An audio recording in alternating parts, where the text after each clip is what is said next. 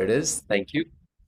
Lovely. So, friends, these webinars that we do, and we understand that everybody's busy and there are things that are pulling sort of, interest, I should say, in everybody's life. But here is what I wish to present in these webinars. My whole purpose is to be able to bring to you evidence based information and also real life examples of people who have gone ahead and charted that course for themselves that they wanted. And they are now living that dream. I'm not trying to sell you anything here, so please don't misunderstand me. The only thing I have to give is information, valid information, because I know this, that only information can create transformation.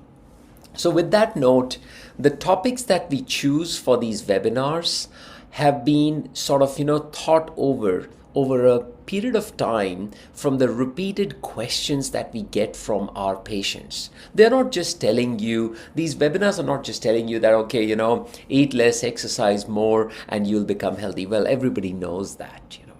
So with that, today's topic, and I will say that, there were a few people who inspired me to choose this topic, that how do we chart the course? How can I chart my course after having weight loss surgery?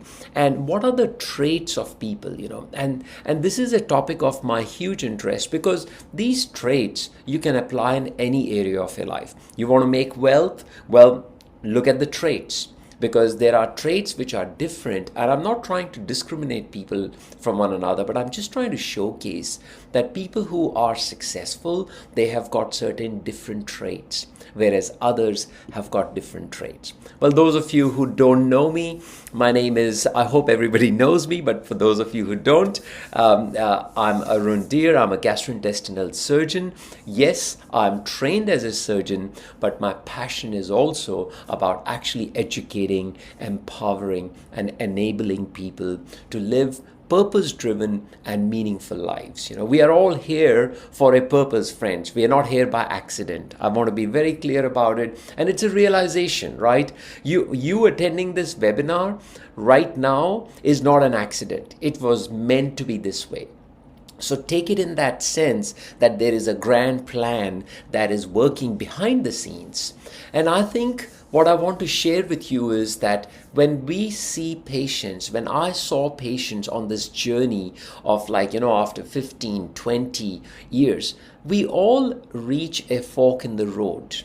And that fork is, are we actually empowering ourselves through self-care, or is it just passive hope?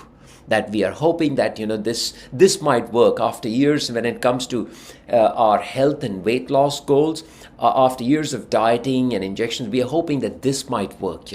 And I often kind of give some personas like energetic Emma, who kind of regained control, or listless Luke, who fell back into old habits. And these are the things that we will talk about today. And of course, as per our tradition, we will have a very special guest for you. So please save your questions, put them in the chat box, and Monique, who is going to be my co-host, she's going to be taking those questions and maybe answering them herself, because today's topic is a bit of a combination of, I should say, the physical aspects of things and then the psychological or the mindset aspect of things, So, and that's why I want to get Monique involved when it comes to the psychology side of things, So, how do we define success after surgery? I think it's very important to know, what does success mean? So, medically speaking, I can tell you that an individual who loses 50% of their excess weight. So excess weight is defined as the weight that is required to be lost to get you into a healthy BMI. And a very, very rough approximate of that is, because people often ask me, what should I be aiming for? Well, for a healthy person, if you take your height in centimeters And if you subtract 100 from it, this is a very rough estimate, so please don't take this as a holy gospel. And if you subtract 100 out of it, so for example, my height is 174 centimeters, 73 centimeters, and if I take out 100 from it, my healthy weight should be about 73, 74 kilos, thereabouts. So that gives you a bit of an idea, but once again, I do not wish to say that aim for perfection. No, there is no perfection in this world. Broadly speaking, if you're able to achieve in that zone, well, you are doing well. Also, very important is that your comorbidities, which is medical conditions like diabetes, high blood pressure, has actually improved. And if you didn't have those conditions, well, the most important thing, which is hard to measure sometimes, is that your quality of life has improved. You can play with your kids, you can run after them, and when I hear grandparents saying, I'm kind of like now surprising my kids because I'm running faster than them, so that's music to my ears. I love it because people are regaining the quality of life. And the other aspect is the NSV, which is non-scale victories. These are victories that is around psychology. And I know Monique will talk a little bit about this, but I think the key traits that we see is that people have started to regain that control of self-discipline, accountability. And just give me a thumbs up if you actually feel that this is something that you are beginning to experience. Because if you engage in this, do you experience that your mindset is changing? Does any one of you who's on the call, do you feel that there is a slight change in your mindset? You're seeing things a little bit better. You are seeing things that are a little bit more clear now. You can see what the priorities are. So if that is the case, please give me a thumbs up, because I want to know that yes, it actually is something that you are beginning to recognize it. So awareness is the precursor to experience. We've always said that. So let's see what the routines of those people are who are successful. And I'm just pointing over here just the three aspects of it. What I've observed is majority of the people who are in that so-called success, they've got health, they've got wealth, they have a morning ritual.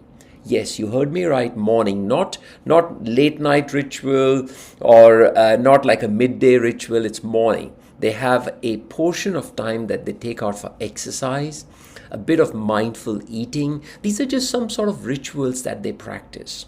And I'm not making it very onerous. They plan their meals. So there is a thought that is given to how do we plan our meals. And of course, maintaining some sleep hygiene. That means, not going over technology 2 hours prior to going to sleep, those kind of things, prioritizing sleep. But they're also aware of danger zone. What is a danger zone? Is like it's that culture of like, okay, let me skip something, I'm not consistent for say my appointments, or there is reactive thinking about, okay, all in or totally dejected. So that's called emotional reactivity. These are just traits. I'm not pointing any individuals over here. This is a big one. The social media, the danger zone which is there, it is like a double-edged sword. I hope you'll agree with me on that, because what happens is that the positive aspects is that because of that community and connected feeling, you can say, I can share tips and I can get ideas, which is awesome, However, the downside is, and this was discussed in a study that was published in the Journal of American Medical Association, JAMA network, which actually said that social media overuse, which is what a lot of us get into so subconsciously, because all these social media channels are programmed by AI algorithms to draw your attention.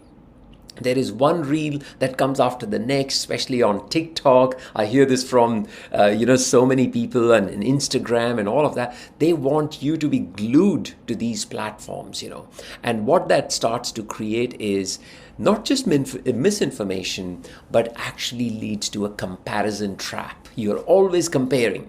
And as they say very famously, comparison is the thief of joy. So there is a lot of truth to that, So I'm not saying don't inform yourself, but I think it is important that you make sure that you have a conscious awareness of how much you're consuming of all of this.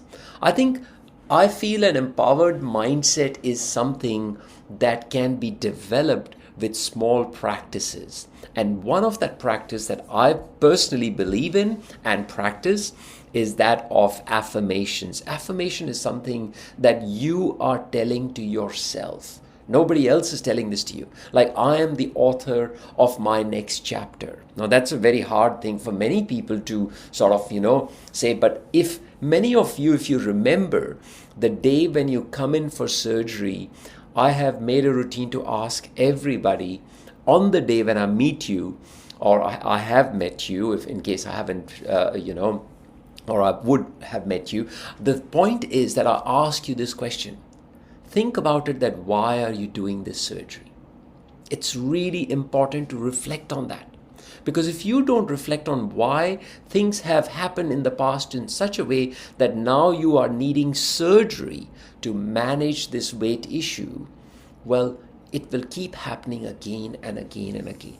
So, what I'm trying to get at is, and that's where I want to kind of bring in Monique now, because as you may know, Monique is our healthy habits coach. And this is a very important aspect of this weight loss, weight maintenance, or reclaiming your health journey, where if you are not working on your habits, we will inevitably get back into things that are our old habits. And I think that saboteur mindset, the victim mentality, that blame culture, or aiming for perfection, and we get so exhausted and burnt out, is kind of, really draining.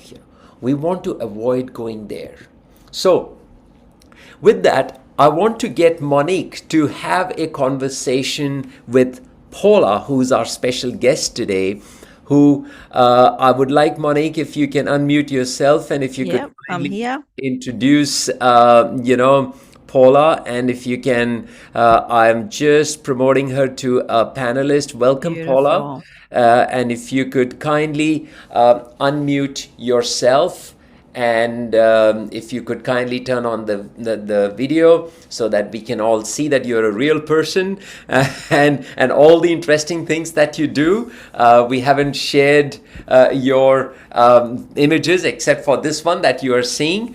So over to you, Monique, to introduce Paula and ask her any questions. Oh, beautiful. So, Paula, welcome. It's great to have you on here. I think one of the things that we often want to hear are those inspiring stories, but it's not just that. It's about, how did you get there? What were the key learnings for you in order to transform from before to after? And I think one of the things that I noticed when I looked at the photos from you, there was a real shift in confidence as well. I could see that there was this real inner confidence, a real glow in those photos of afterwards compared to before. So I'll get you to take yourself off mute and maybe just give us a little bit of an insight as to the changes that happened mentally for you and some of those strategies that helped you along the way.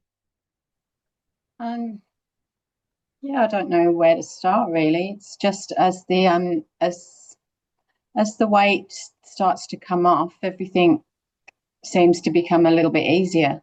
I'd always been really active, or as active as I could be beforehand, but it was just so much easier afterwards. And the surgery that I had, which was the mini gastric bypass, it just felt like another tool in my toolkit. For me, the food noise stopped, and that made me feel as if I was on a level playing field with people who don't have weight problems. And So then that without the food noise, it was easy to just kick into the right habits and routines, because I'd got a lot of those in place anyway. So I've just sort of ramped them up a bit, I guess. And one of the things that you mentioned is that food noise. And a lot of people would certainly recognize that before surgery food noise that comes up, and go into that feeling of I have got space now to put something else in place. Did you find there were changes in, food habits or food prep or what was in the house? Were there changes in that respect as well? Oh, yeah, huge. I had quite a few sessions with you before my surgery, because for me, food was my happy place, it was my sad place, it was my bored place, it was filling a lot of holes. And I worked with you to try and figure out what might replace that. And that was so beneficial because then after the surgery, there wasn't this big gap where food had been. It's quite confronting just trying to get used to everything. But initially, you're quite restricted by the surgery, so it's a good time to just revamp everything because you can't carry on old habits. You just can't at that stage. So it's yeah, I found the whole process really simple, but I've followed all the recommendations that Arun and yourself put in place, and the support network. Um, Without that, I had a friend talking to me the other day, and she'd just booked surgery, and there was nothing else, just surgery. And I said, I don't think that's the way. To be honest, I think all the support is what makes it work really, and figuring out why I was behaving, how I was behaving beforehand, so things that you can change afterwards. But yeah, I don't eat takeout. I never buy food at work. I always take food from home. It just feels normal now, just absolutely normal. And I think that's one of the key things too. I was Key thing is just continuing on, and we touched upon this on the circle of trust at our previous webinar, where, as Paula is saying, she had a coach. She worked with Monique. She had a dietitian, and there was this support network of people around her that allowed her to start to develop these empowering habits. We spoke about it last time, and not every person on this circle of trust needs to be a doctor. In fact, it could be your best friend who just keeps you accountable. And that's pretty much it, so that human beings are more accountable to others than they are to themselves.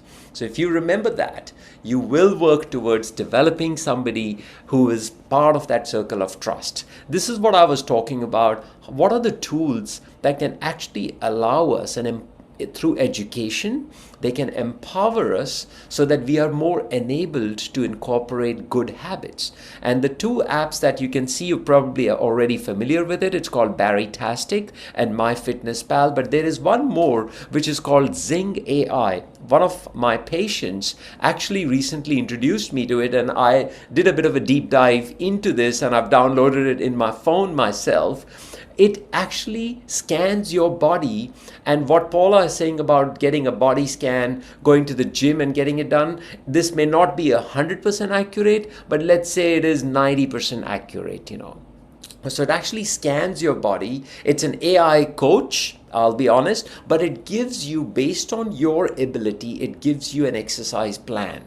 So for those of you, who want the convenience of the home, these days we cannot ignore AI, friends. Let's be honest about it. But we want to use AI to our advantage and not be used by it, Having journals, planners, wearables, which is basically devices that we wear on our wrists and on our body to check our activity and also sleep levels, are really helpful. So using these things, the more important thing that I want to just sort of address, which apps and technology cannot address, is that of common triggers and how do we diffuse them. And I think this is where working with a coach is going to be very critical to help you address that. What are your emotional eating patterns? What are the reasons why you self-sabotage yourself?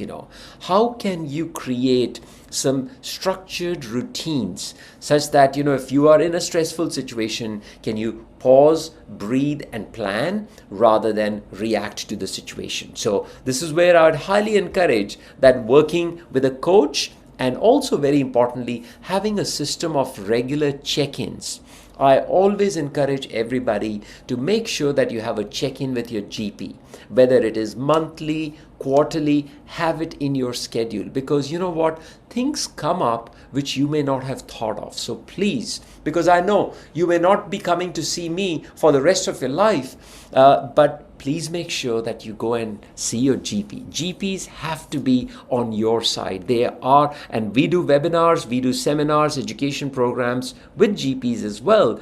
And it is really essential that you engage with them. And the last and perhaps the most important one which I want to talk about is that relapse recovery plan. What happens when you start to notice that those old habits are beginning to creep in?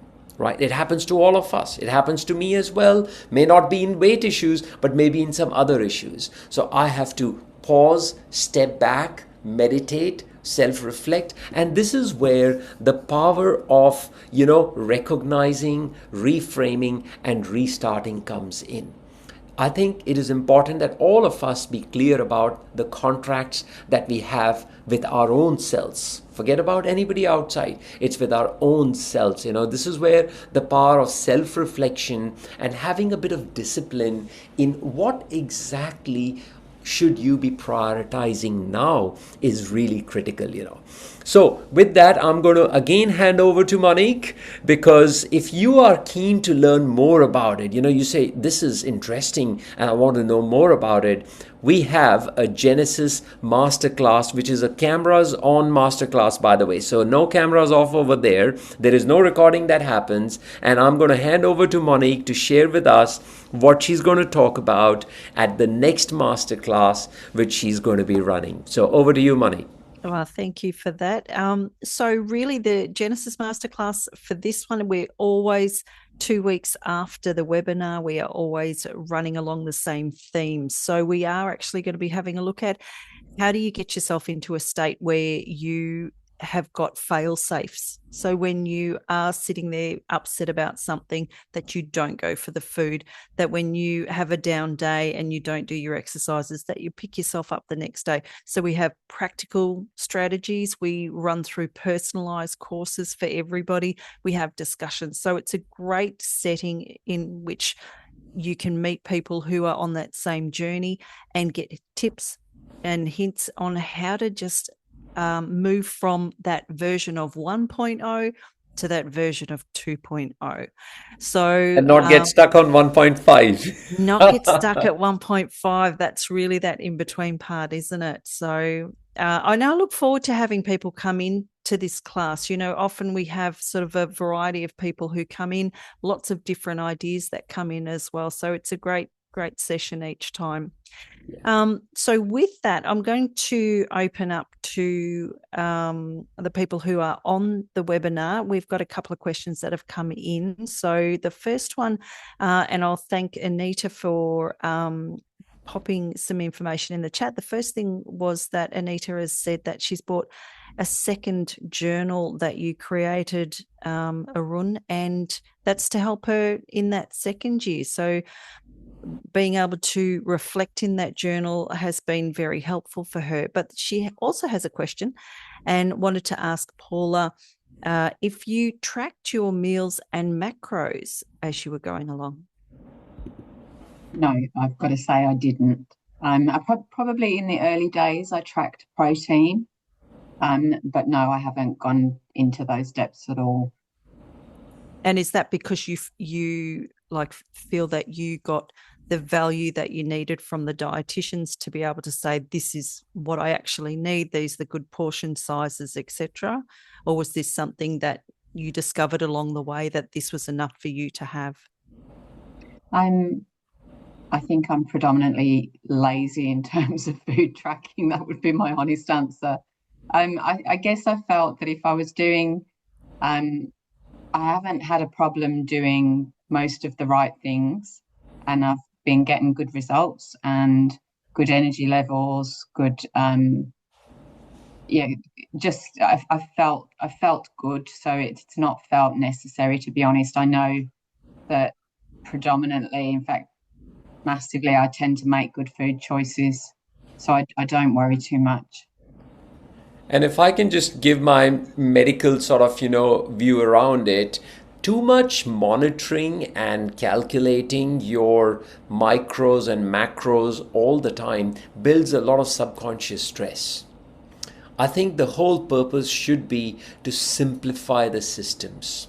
And I think, as Paula is saying, that if you're mostly making good choices, and I've said about the 80-20 rule, if 80% of the times you're eating healthy, well, that 20% of the time is okay. You can have a piece of chocolate cake, you can have a glass of wine if you are, at a friend's party, whatever it may be. But I think majority of the time, if you're eating that balance, and I often say, please maintain balance in your meals. Don't just focus or get hyper concentrated on protein, protein, protein, because that creates imbalance in the body. Your body is Absolutely. 60% water. So I think we forget that. So hydration is more important and equally important, I would say.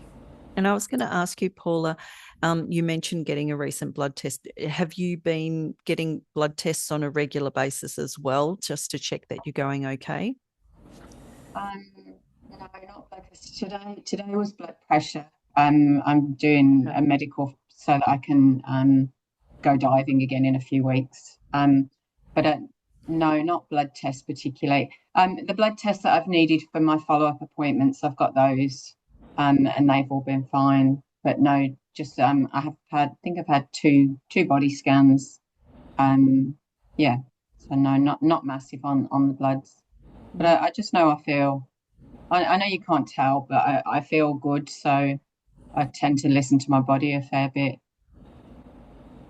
Sorry, I have to add to that, Paula. I think that's such a beautiful thing to mention that you said listening to your body. And I think that's an art and a skill that we are losing in this hyper distracted world. And I think we all need some time to listen to what our body, this body is such a beautiful, intelligent piece of machinery. And I call machinery with quote unquote, it's beautiful and alive. It's giving us messages. So I 100% agree that what you have said, that you have started to listen to your body, and that's so beautiful. Beautiful. I think at this stage we have gone through the questions. Um, Paula, is there any sort of any light bulb moments for you along this journey that you think really made the difference for you? Um, I just think I wish I'd done it years ago. It's been it's just been such an easy process, but when I talk to my friends about that, they say that I did a lot of preparation with you guys, and that I've been in the right mindset. So it's not been about what I've got to lose; it's been what I've got to gain. And I think that's where my mindset's been the whole time. So it's not been anything about, but I can't do this anymore. I've just embraced all the things I can. Paula, can I ask you a very quick question around do people sometimes assume that you may be on some weight loss medications? Have you ever had to face that? No, I think I've been really upfront with people. I don't ever Right. hide it. I just say to people, this is what I've had done. And then it's a normally quite an interesting chat just about obesity because just from where I was, I think there's still so much that we don't understand about obesity. Of Um, course. and so I just sort of say it's not certainly not the easy option, but people at work, I work in a big place, and they could see from watching me that it's not the easy option. It's No. certainly not. It's not easy, but it's a tool, and it's an amazing tool. Yeah. And I can sit with people 15 months later, and they wouldn't have a clue that I'd had weight loss surgery. They'd just think I'd got an appetite on the smaller side. But now Hmm. there's so much less of me that would be about right. So um, yeah, I don't feel like I stand out in a crowd for any particular reasons, and everybody has been nothing but supportive. So it's been good. Oh, that's fantastic. So lovely to hear that, Paula. Look, I know we are close to finishing this off. And I want to, any final words, Monique? Anything you have to add to whatever has been shared and discussed today?